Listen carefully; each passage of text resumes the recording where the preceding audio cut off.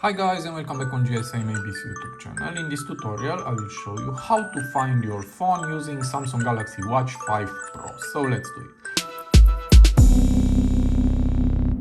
So here is my Samsung Galaxy Watch 5 Pro and here is my phone. This is a Samsung and my watch is connected with my phone, and to find my phone using my watch it is very easy.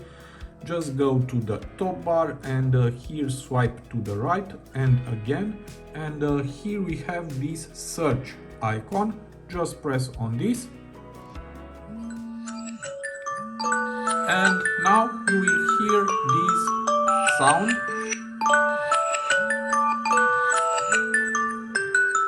and after you find your phone just press stop, and that's all.